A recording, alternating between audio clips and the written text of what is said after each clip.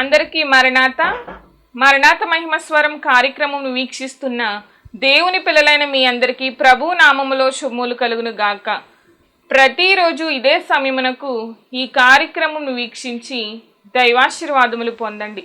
ఇప్పుడు pastor Samuel Sundar Reddy గారు దేవుని వాక్య వర్తమానం అందిస్తారు. శ్రద్ధగా ఆలకించండి. దేవునికి స్తోత్రం. అందరికీ మరణాత. దేవుని మహాకృపను బట్టి బ్లెస్సింగ్ ఛానల్లో వాక్య సందేశాలు ప్రారంభించి నేటికి సంవత్సర కాలం గడిచింది. మరి ఈ సంవత్సరం అంతా కూడా దేవుడు తన మహాకృపను బట్టి తన ఆత్మశక్తితో ఈ కార్యక్రమాన్ని జరిగించుకుంటూ ముందుకు వెళుతూ ఉన్నారు. చాలా సంతోషము.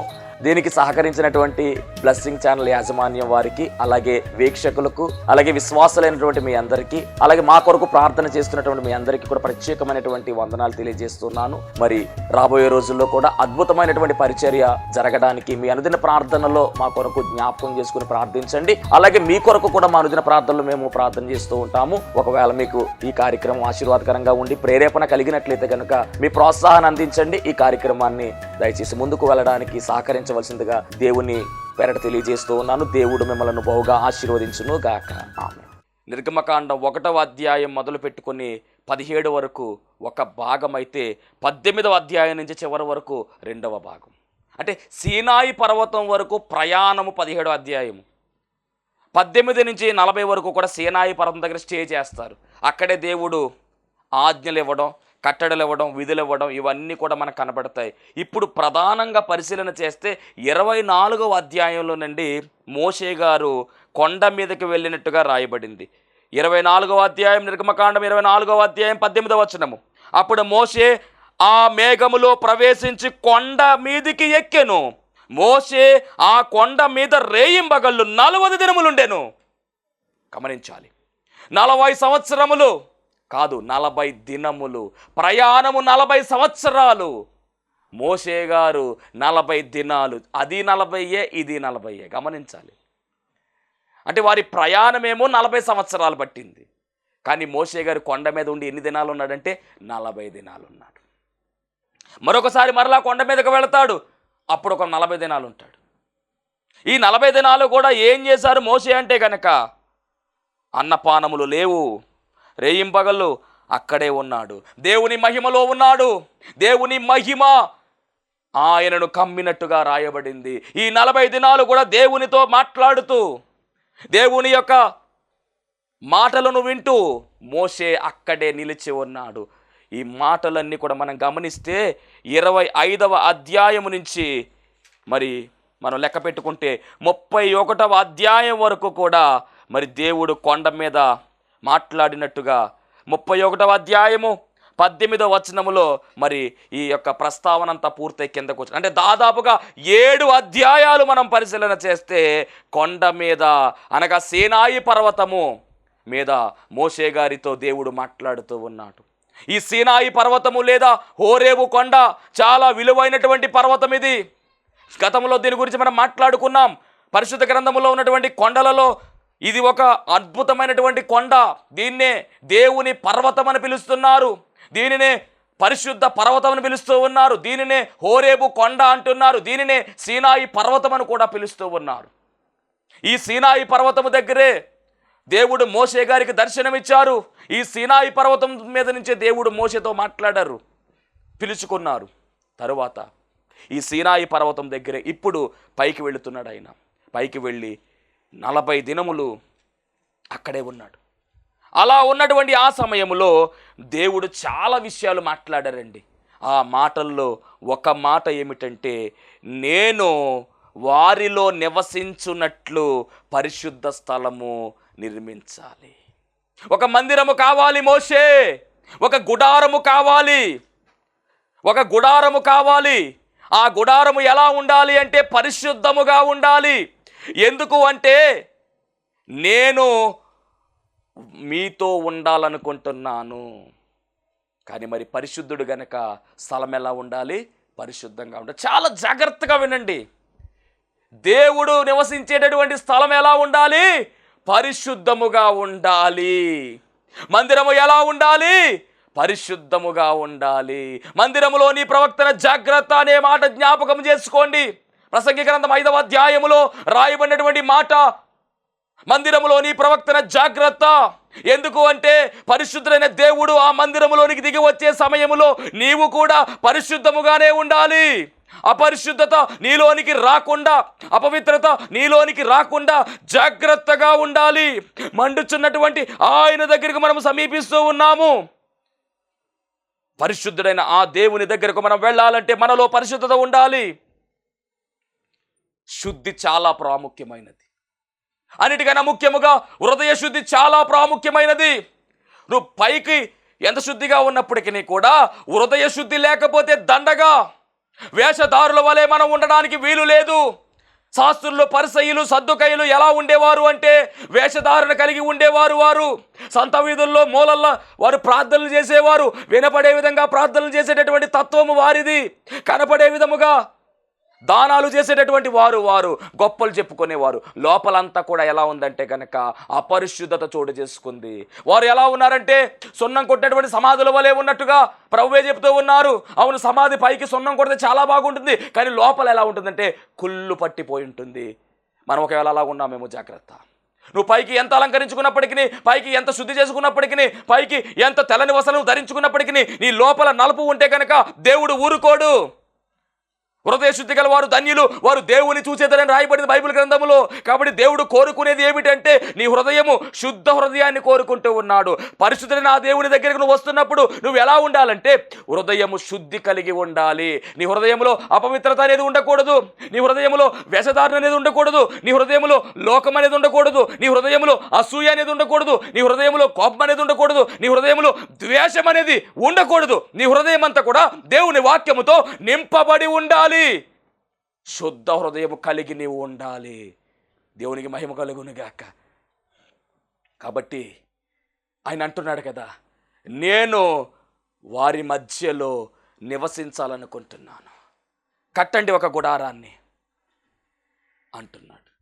అంటే దేవుడు కోరుకుంటూ ఉన్నాడు. దేవుడు కోరుకుంటూ ఉన్నాడు. వాక్యం వింటున్నటువంటి దేవుని బిడ్డలారా, దేవుడు కోరుకుంటున్నాడు. ఆయనకు ఆశ చెబుతూ ఉన్నాడు. ఎంత మంచి దేవుడో చూడండి. ఆయన మనతో ఉండడానికి ఇష్టపడుతూ ఉన్నాడు. మనలో ఏముంది? మనలో ఏముంది అసలు? కానీ ఆయన ప్రేమిస్తున్నాడండి. ఆయన ప్రేమ వర్ణించలేకపోతున్నాను నేను. ఎంత ప్రేమిస్తున్నాడు ఆయన! ఎంత ప్రేమిస్తున్నాడు ఆయన! వర్ణించగలమా ఆయన ప్రేమ? వివరించగలమా ఆయన ప్రేమ? ఎవరి వల్ల సాధ్యమవుతుందా? అసాధ్యమే. ఎంత మాట్లాడినా కానీ ఆయన ప్రేమ గురించి పూర్తిగా వివరించలేం. అవధులు లేనటువంటి ప్రేమ, హద్దులు లేనటువంటి ప్రేమ, అలాంటి ప్రేమామయుడు ఈరోజు మనతో ఉండడానికి ఇష్టపడుతూ ఉన్నాడు. ఎంత ధన్యులం అండి మనము, ధన్యులం మనం. అందుకనే కదా ఈ నిర్మాణం గురించి చెబుతూ పరిశుద్ధమైన స్థలము అని అక్కడ మెన్షన్ చేస్తూ ఉన్నాడు. ఇంకో మాట అన్నాడు, నేను నీకు కనుపరచు విధముగా మందిరము యొక్క ఆ రూపము, అంటే ఈ గుడారము, ఈ పరిశుద్ధ స్థలమును ఏమంటున్నారంటే మందిరం అని చెబుతూ ఉన్నాడు. అంటే దేవుడు దిగి వచ్చేటటువంటి స్థలమే మందిరము. కాబట్టి మందిరములోని ప్రవక్తన జాగ్రత్తగా ఉండాలి. మందిరములోనికి ఆయన వస్తూ ఉన్నాడు. కాబట్టి మందిరము చాలా జాగ్రత్తగా కాపాడుకోవాలి. మందిరం చాలా శుద్ధి కలిగి ఉండాలి. చాలా జాగ్రత్తగా ఉండాలి మందిరం విషయంలో. అందుకనే మందిర సేవ చేస్తే చాలా మంచిది.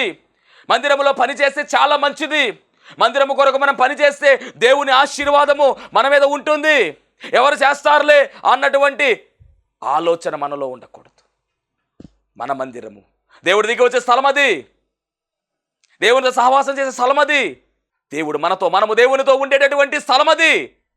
కాబట్టి చాలా జాగ్రత్తగా మనం కాపాడుకోవాల్సిన వారమై ఉన్నాము. దేవునికి మహిమ కలుగును గాక. అంత మాత్రమే కాదు, ఆయన మనతో ఉండడానికి ఎందుకు ఇష్టపడుతూ ఉన్నాడు? ప్రత్యక్ష గుడారం, మందిరం అన్న ప్రత్యక్ష గుడారం అన్న ఒకటే.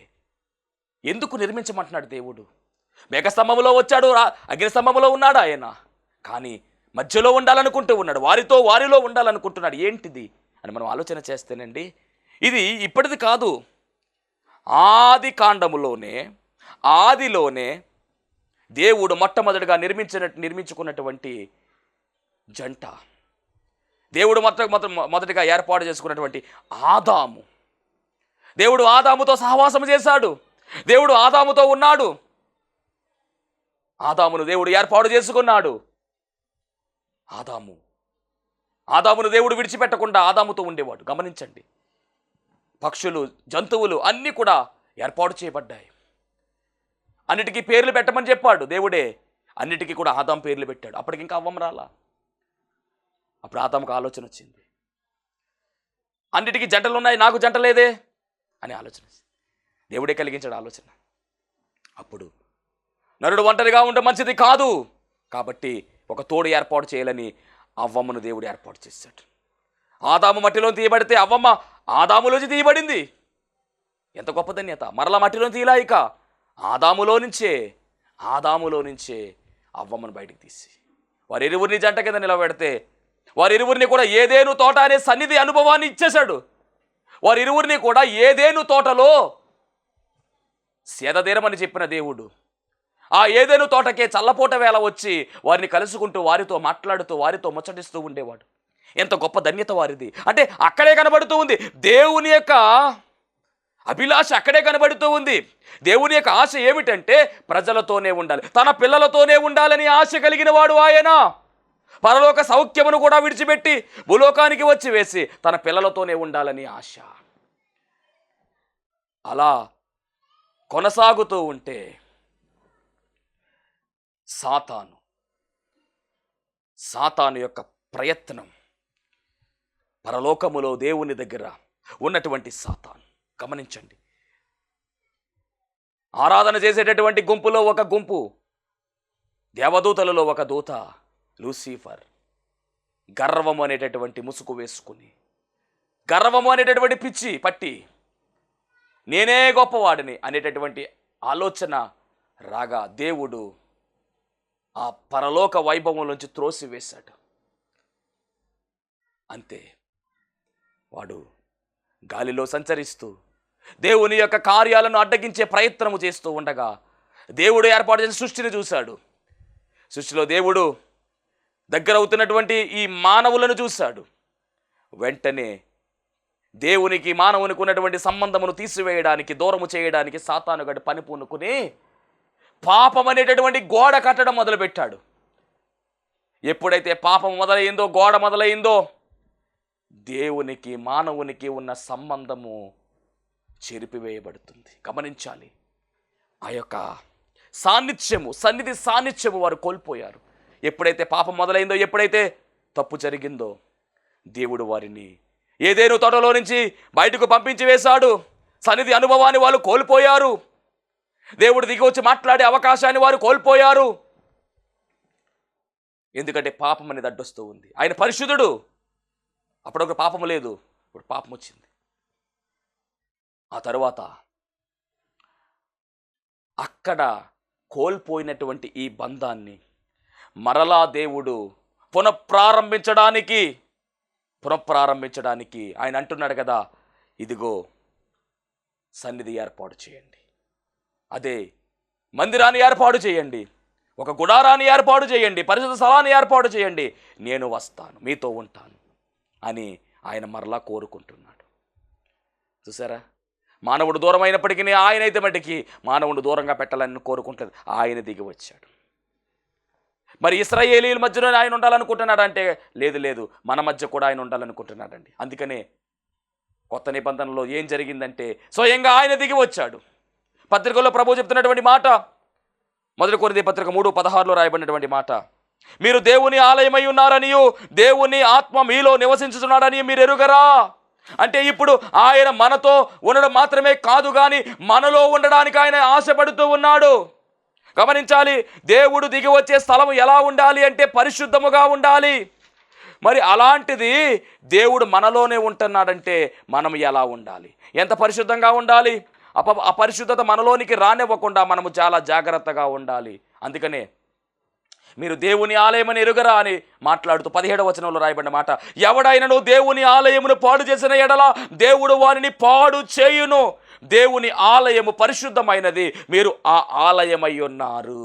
అంటే దేవుడు దిగి వచ్చే స్థలం ఇదే గుడారముగా పిలువబడుతూ ఉంది. కాబట్టి దీన్ని చాలా జాగ్రత్తగా మనం కాపాడుకోవాలి. చూసారా, దేవుడు మనతో ఉండడం మాత్రమే కాదండి, ఆయనకు అభిలాష ఏంటంటే మనలో ఉండడానికి ఇష్టపడుతూ ఉన్నాడు. ఇప్పుడు మనల్ని బాగు చేయడానికే, పాపముతో ఉన్నటువంటి మనలను పరిశుద్ధంగా మార్చడానికి ఆయన తన రక్తాన్ని మన మీద ఒలికించి, దానినే నిబంధన రక్తం అన్నారు, క్రొత్త నిబంధన రక్తముగా కనబడుతూ ఉంది. దేవుని మహిమ కలుగును గాక. ఇప్పుడు మనం గమనించవలసిన మాట ఏమిటంటే ఆయన మనతోనే ఉంటున్నాడు, మనలోనే ఉంటున్నాడు. ఏదైనా తోటలో విడిపోయినటువంటి ఈ బంధం మనలో ఆయన ఏర్పాటు చేసుకుంటూ ఉన్నాడు. అంత మాత్రమే కాదు, మనలో ఉంటూ ఉన్నాడు ఆయన. మరి భవిష్యత్తులో కూడా రాయబడినటువంటి మాట ఏమిటంటే ప్రకటన గ్రంథం 21వ అధ్యాయము 1-3 రాయబడినటువంటి మాట, ఇదిగో దేవుని నివాసము మనుష్యులతో కూడా ఉన్నది, ఆయన వారితో కాపురముండును. విడదయ్యినటువంటి బంధం ఇది. ఆయన ఇహలోకమందు పరలోకమందు కూడా మనలోనే నివాసము చేయాలని ఆశపడుతూ ఉన్నాడండి. ఇంకెంతకన్నా భాగ్యం ఏమైనా ఉంటుందా? దేవాది దేవుడు మనతో ఉండడానికి మనలో ఏ అర్హత ఉంది? ఏమీ అర్హత లేదే. కానీ ఎంత మంచి దేవుడు గమనించారా? ఎంత ప్రేమమయుడో ఆలోచన చేస్తున్నారా? మరి ఇలాంటి దేవుడు మనం కలిగి ఉన్నామంటే ఇంత పెద్ద ప్రణాళిక ఆయింది, మామూలు ప్రణాళిక కాదండి. ఇంత పెద్ద ప్రణాళిక కలిగి ఉన్నాడు ఆయన. ప్రకటన గ్రంథములో అంటే ఆఖరిలో కూడా నూతన ఆకాశము నూతన భూమి ఏర్పడిన తర్వాత కూడా ఆయన మనతోనే ఉంటానంటున్నాడు. ఆయన నూతన ఆకాశము నూతన భూమి ఉండే కాలంలో కూడా ఆయన మనతోనే నివసించిన రాయబడింది. అందుకనే కదా ఇదిగో దేవుని నివాసము మనుషులతో కూడా ఉన్నది, ఆయన వారితో కాపురముండును. దేవునికి స్తోత్రం. అంటే పరిశుద్ధ స్థలాన్ని నిర్మించమనడానికి కారణం ఏమిటంటే 2 కారణాలు. మొదటి కారణం ఏంటంటే ఆయన మనతో ఉండడానికి ఇష్టపడుతున్నాడండి. ఇది ఒకటో కారణం. ఈ ఉండడం ఎక్కడ దాకా అంటే కనుక మనలో ఉంటున్నాడు. అంత మాత్రమే కాదు, పరలోకములో కూడా మనతోనే ఉంటున్నాడు. భూలోకం మాత్రమే కాదు, పరలోకంలో కూడా. అంటే ఎక్కడ కూడా మనల్ని విడిచిపెట్టడు. అందుకనే నిన్ను విడవను నిన్ను ఎడబాయను. నువ్వు మరణించిన తర్వాత ఈ భూలోకంలో అందరూ నిన్ను విడిచిపెడతారు, కానీ నిన్ను విడిచిపెట్టకుండా పరలోకములో కూడా ఆయన నీకు తోడుగా. ఎంత గొప్ప ధన్యత. రెండవ కారణాన్ని కూడా మీకు జ్ఞాపకం చేస్తాను. రెండవ కారణం 3వ కీర్తన 7వ చరణాన్ని చదువుకుందాం. రెండవ కారణం ఏమిటి అంటే కనుక దేవుడు తన ప్రజల మధ్య ఉంటూ తన మార్గముల గురించి తన ప్రజలకు బోధింపగోరెను. ఇది రెండవ కారణం. అంటే దేవుడు మనతోనే ఉంటూ మనలోనే ఉంటూ తన మార్గాన్ని మనకు బయలుపరుస్తూ ఉన్నాడు. అలా ఎవరికైనా బయలుపరిచాడా అంటే కనుక 103వ సంకీర్తన 7వ చరణాన్ని మనం పరిశీలన చేస్తే ఆయన మోషేకు తన మార్గములను తెలియజేసెను, ఇశ్రాయేలు వంశస్థులకు తన క్రియలను కనబరిచెను. అంటే మోషే గారికి తన మార్గాన్ని తెలియజేశాడు.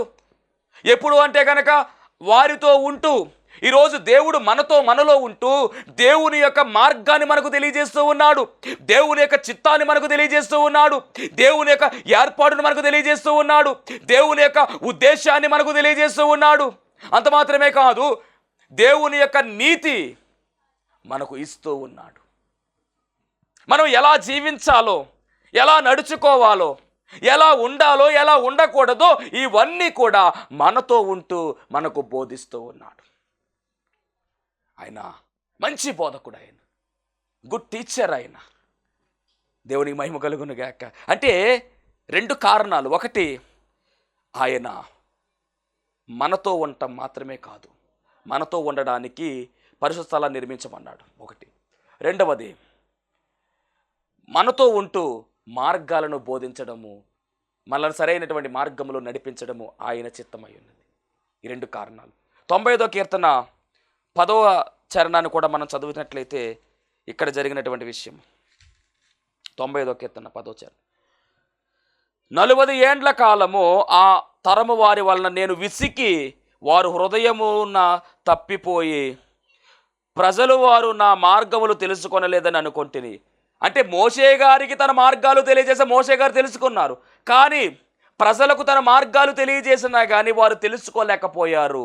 కేవలము దేవుని క్రియలు మాత్రమే వారు తెలుసుకున్నారని ఇక్కడ స్పష్టంగా చెబుతూ ఉన్నారు. 40 ఏండ్లు ప్రయాణం చేసినప్పటికీ దేవుని యొక్క ఉద్దేశం వారికి అర్థం కాల. అందుకనే అరణ్యంలో రాలిపోయారు. వారి ప్రయాణం సాఫీగా జరగలేదు. వారు కనానును చేరుకోలేదు. చాలామంది రాలిపోయారు. చాలామంది అంటే గమనించండి, మోషే గారి తరములో ఉన్నటువంటి వారు ఎవరు కూడా కానాను దేశానికి వెళ్ళలేదు. 2 మాత్రమే వెళ్ళారు. ఆ 2 ఎవరు అంటే కనుక ఒక ఆయన యెహోషువ, రెండవ ఆయన కాలేబు. ఆ తరములో ఉన్నటువంటి వారు ఎవరు కూడా కనానుకు వెళ్ళలేదు. తరువాత తరములో ఉన్నటువంటి పిల్లలైనటువంటి వారు అనగా 20 సంవత్సరాలు లోపు ఉన్నటువంటి వారు పెద్దవారయ్యారు. వారు మాత్రమే వెళ్ళారు. ఒక యెహోషువ కాలేబులు ఎందుకు వెళ్ళారు అంటే యెహోషువ కాలేబులు దేవుని యొక్క కార్యాలను ఎరిగిన వారై ఉన్నారు. దేవుని యొక్క మార్గమును తెలుసుకున్న వారై ఉన్నారు. దేవుని చిత్తాన్ని తెలుసుకుని నడుచుకున్న వారు మాత్రమే. కాబట్టి వారు రాబోయే తరాలలో దీవించబడ్డారు. యెహోషువ అనేటటువంటి పేరు మీద ఒక గ్రంథమే రాయబడింది. మోషే గారి యొక్క నాయకత్వం తర్వాత దేవుడు యెహోషువను ఏర్పాటు చేసుకుని యెహోషువ చేత ఆ కార్యాన్ని ఫుల్ఫిల్ చేయించాడు. ఇశ్రాయేలుకు ప్రయాణము ముగింపు ఎవరితో ముగిసిందంటే ఈ యొక్క యెహోషువ గారి ద్వారానే. దేవునికి మహిమ కలుగునుగాక. కాలేబు కూడా అటు రీతిగానే దేవుని పరిచర్యలో బలముగా వాడబడినటువంటి వాడుగా, మంచి నిజాయితీపరుడుగా, దేవుని యొక్క ఉద్దేశము సఫలము చేసేవాడుగా, దేవుని యొక్క గొప్పతనాన్ని తెలుసుకుని ప్రచురించేవాడుగా కాలేబు కనబడుతున్నాడు. ఎంత గొప్ప ధన్యత! ఈరోజు దేవుడు మనతో ఉంటూ ఆయన మార్గాన్ని మనకు బోధిస్తున్నాడు. కాబట్టి జాగ్రత్తగా మనము ఆయన కలిగి ముందుకు వెళితే, ఇలా కనానుకు వెళ్ళలేకపోయినా కనానుకు వెళ్ళాలి. మనం పరమ కనానుకు వెళ్ళాలి. ఇప్పుడు మన ప్రయాణంలో ఎవరుండాలి? దేవుడే ఉండాలి. ఉన్నాడా అంటే ఉన్నాడా ఆయన. మరి మనం ఎలా ఉండాలి? ఆయన మనతో ఉంటే మనం ఎలా ఉండాలి? పరిశుద్ధంగా ఉండాలి. జాగ్రత్త, పరిశుద్ధత కాపాడుకోవాలి. సాతాను గడు మనల్ని అపరిశుద్ధులుగా చేసే ప్రయత్నం చేస్తాడు వాడు. మనం ఎప్పటికప్పుడు జాగ్రత్తగా ఉండాలి. ఎక్కడా కూడా అపరిశుద్ధత మనలోకి రాకూడదు. ఎందుకంటే మనలో ఉన్నది ఎవరు అంటే కనుక నీలో ఉన్నవాడు లోకంలో ఉన్నవాని కంటే గొప్పవాడు. ఆయన పరిశుద్ధాత్మ తండ్రి నీలో ఉన్నాడు. ఆయన ఆత్మ దేవుడు నీలో ఉన్నాడు. ఆత్మ లేనివాడు నావాడు కాడు అని రాయబడింది బైబిల్ గ్రంథములో. నువ్వు ఎప్పుడైతే బాప్తిస్మ కార్యక్రమంలో నువ్వు చేయిపెట్టావో, ఎప్పుడైతే నువ్వు ఆయన రక్తంలో కడగబడ్డావో, అప్పుడే పరిశుద్ధాత్మ దేవునితో నువ్వు అభిషేకము పొందుకున్నావు. ఆయన నీలో ఉన్నాడు. నిన్ను నడిపిస్తున్నాడు ఆయనే. ఇప్పుడు నీకు బోధించేది కూడా ఆయనే. కాబట్టి నువ్వు జాగ్రత్తగా ఉండాలి. మందిరంలో నీ ప్రవక్తన జాగ్రత్త అని మనకు బాగా తెలుసు. కానీ మనమే మందిరాలం అయిపోయాం ఇప్పుడు ఇంతకేని. అమ్మా, ఈ మాట గమనించాలి. మందిరంలో నీ ప్రవక్తన జాగ్రత్త అని మనం మాట్లాడుకున్నాం. ఇప్పుడు ఆయన మనలో ఉంటే మనమే మందిరంగా మారిపోయాం కదా, ఇంకెందుకు జాగ్రత్తగా ఉండాలి? పొరపాటుగా మనం ఉండకూడదు. చాలా జాగ్రత్తగా మనం ముందుకు వెళ్ళాలి. లేకపోతే పరిస్థితులు చాలా ఇబ్బందికరంగా మారతాయి. నీ ప్రవక్తన జాగ్రత్త. దేవునికి మహిమ కలుగునుగాక. పాపమును అంటించుకోకుండా, పాపం మనలోనికి రానివ్వకుండా, పాప స్వభావం మనలో లేకుండా, ఆ బీజమే లేకుండా దేవుడు చేశాడు గనక ఇక ఆ బీజాన్ని మనలోకి రానివ్వద్దు. పాపం అనేటటువంటి మనలో రానివ్వకుండా మనము వాక్యముతో నింపబడితే దేవుడే చూచుకుంటాడు. దేవునికి మహిమ కలుగునుగాక. ఈరోజు మనం ఆలోచన చేస్తున్నాము, దేవుడు మనతోనే ఉన్నాడు, మనలోనే ఉన్నాడు. కాబట్టి నీ బాధలు, బలహీనతలు, ఇబ్బందుల వైపు నువ్వు చూడదు. దయచేసి ఆయన వైపు చూడు. ఆయన వైపు చూడు. గురి కలిగి జీవించు. నీ టార్గెట్ ఒకటే, పరిశుద్ధతను ఎక్కడా కోల్పోకూడదు. పరలోక రాజ్యంలోనికి మనం వెళ్ళాలి. 2వ రాకడలో మేఘము ఎక్కాలి. ఎక్కడ మిస్ అయిపోవడానికి వీలు లేదు. 10 మంది కన్యకులు సిద్ధపడ్డారు, కానీ 5 మాత్రమే వెళ్ళారు. 5 విడవబడ్డారని రాయబడింది బైబిల్ గ్రంథంలో. విడవబడినటువంటి వారి లిస్టులో మన పేరు ఉండకూడదు. ఎత్తబడేటటువంటి గుంపులో మన పేరు మొదటగా ఉండాలి. అలా ఉండాలంటే నువ్వు పరిశుద్ధతను కోల్పోకుండా కాపాడుకో. ఎప్పటికప్పుడు వాక్యము ద్వారా శుద్ధీకరించబడు. ఎప్పటికప్పుడు వాక్యము ద్వారా శుద్ధీకరణ అనే కార్యక్రమం జరిగించుకో. హృదయం నిండా వాక్యమే నింపేసుకో. అసూయ అనేటటువంటి తత్వం నీలో ఉండడానికి వీలు లేదు. సనుగుడు అనేటటువంటి తత్వం నీలో ఉండడానికి వీలు లేదు. ఇశ్రాయేలు ప్రజలు సనుక్కొని గొనుక్కొని వారు చేశారు కనుక రాలిపోయారండి. వాళ్ళు దేవుని మార్గము వారు స్పష్టముగా తెలుసుకోలేకపోయారు. దేవుడిచ్చినటువంటి గొప్ప సౌఖ్యమైనటువంటి ఆ దేశములో ఉన్నటువంటి గొప్పతనము వారు గ్రహించుకోలేకపోయారు. మరి మనం గ్రహించుకోవాలి. పరలోక రాజ్యం అంటే మామూలు విషయం కాదది. అవకాశం చేయి జారిందంటే మరలా రాదు. ఇల్లు ఉండగానే గమనించాలి, దీపం ఉండగానే ఇల్లు చక్కబెట్టుకోమని పెద్దలు చెప్తున్న యొక్క సామెత. దీపం ఉండగానే అంటే ఆత్మదీపం ఉండగానే ఈ ఇంటిని మనము చక్కబెట్టుకోవాలి, అంటే పరలోక రాజ్యంలోనికి వెళ్ళడానికి సిద్ధపరచుకోవాలి. ఎందుకంటే మన దేవుడు మనతో ఉండడానికి ఇష్టపడుతూ ఉన్నాడు. ఈరోజు నిర్గమకాండం 25:8 రాయబడిన మాట ఏమిటంటే, నేను మీతో ఉండాలని ఆశపడుతున్నాను. ఆయన మనతోనే ఉన్నాడు, మన మధ్యలో నివసించాడు, ఇప్పుడు మనలో ఉన్నాడు ఆయన. దేవునికి మహిమ కలుగునుగాక. కాబట్టి గమనించాలి, ప్రకటన గ్రంథం 15:5 రాయబడిన మాట, అటు తర్వాత నేను చూడగా సాక్ష్యపు గుడార సంబంధమైన ఆలయము పరలోకమందు తెరవబడెను.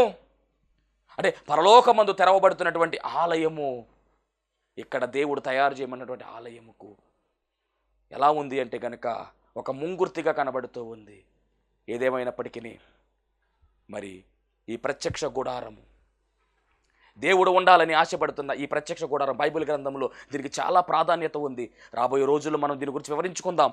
దీనికి ఉన్న పేర్లు ఉన్నాయి. పరిశుద్ధ స్థలం అని పిలిచారు, మందిరం అని పిలుస్తున్నారు, గుడారం అని పిలుస్తున్నారు, అలాగే ప్రత్యక్ష గుడారం అని పిలిచారు, పరిశుద్ధ మందిరం అన్నారు, నా ఇల్లు అని కూడా దేవుడు చెబుతూ ఉన్నాడు. పాత నిబంధనలో పిలువబడుతున్నటువంటి ప్రత్యక్ష గుడారం అది. కొత్త నిబంధన వస్తువులోకి ఆ ప్రత్యక్ష గుడారం ఏదో కాదు, సంఘమే ఆ ప్రత్యక్ష గుడారము. దేవుడు ఉండే చోటే, అంటే సంఘమే, అంటే మనమే ఆ ప్రత్యక్ష గుడారం అయి ఉన్నాము. కాబట్టి అది పరిశుద్ధంగా ఉన్నట్టుగా మనము కూడా పరిశుద్ధులుగా ఉంటే ఆయన మనతో ఉండి, మనలో ఉండి తన యొక్క కార్యాలు, తన యొక్క పని మనకు బయలుపరుస్తాడు. ఆ యొక్క కార్యాలు తెలుసుకుంటూ మనం అందరం ముందుకు సాగే ధన్యత దేవుడు మనందరికీ అనుగ్రహించి నడిపించి బలపరచును గాక. ఆమేన్. మహాపరిశుద్ధుడా, మహిమగల దేవ, ప్రేమ స్వరూపి, దయగల యేసుక్రీస్తు ప్రభువా, నీ ఘనమైన నామానికి వందనాలు, స్తోత్రాలు, స్తుతులు చెల్లించుకుంటున్నాం. ఈ శ్రేష్టమైనటువంటి సమయంలో ప్రభువా, ఇదిగో నీవు మాతో ఉన్నావని తండ్రి, మాలో ఉన్నావని ప్రభువా, మాతో ఉండడానికి ఇష్టపడుతున్నట్టుగా ప్రభువా, ఇదిగో మరి ప్రత్యక్ష గుడారం అనేటటువంటి ఆ యొక్క అంశము ద్వారా మీరు మాతో మాట్లాడిన మాటను బట్టి మీకు వందనాలు. అవును ప్రభువా, మీరు మాతో ఉంటే చాలు ప్రభువా. దేవా, ఇదిగో నాయన, నీ బిడ్డల్లో ఉన్నటువంటి బలహీనతలు, నీ బిడ్డల్లో ఉన్నటువంటి ఇబ్బందులు, ఇరుకులు, అప్పుల బాధలు ఇవన్నీ తొలగించండి దేవా, నీకు వందనాలు. ఇదిగో నాయన, ఈ వాక్యాన్ని ప్రభువా ఎంతో బాధతో ప్రభువా వింటున్నటువంటి వారు నాయన, కష్టములు ప్రభువా నాయన కలిగి నాయన, కన్నీటితో ప్రభువా నాయన ప్రార్థనలో ఏకీభవిస్తున్నటువంటి వారు ఉన్నారు. వారి కన్నీటిని నాట్యముగా మార్చివేసి వారి జీవితాల్లో జరగవలసిన కార్యాలు సఫలపరిచి మీరే కృప చూపించి దీవించి ఆశీర్వదించమని, నూతన కార్యాలు జరిగించమని యేసు నామములో అడుగుచున్నాం పరమ తండ్రి. అందరికీ మరణాత. దేవునికి స్తోత్రం. అందరికీ వందన మరణాత తెలియజేస్తున్నాను. మరణాత మహిమస్వరం అనే ఆధ్యాత్మిక కార్యక్రమాన్ని వీక్షిస్తున్న మీ అందరికీ కూడా మరొక పర్యాయము ప్రభు పేర వందన మరణాత తెలియజేస్తూ ఉన్నాను. మరి ఈ కార్యక్రమము ఎంతో ఆశీర్వాదంగా ఉందని, ఈ కార్యక్రమం ద్వారా ఎన్నో మేలు పొందుకున్నామని మరి మీరు అందరూ కూడా ఫోన్ కాల్ చేస్తూ ఉన్నారు. చాలా సంతోషము. ఎన్నో అద్భుత ఆశ్చర్యకార్యాలు దేవుడు ఈ కార్యక్రమం ద్వారా జరిగిస్తూ ఉన్నారు.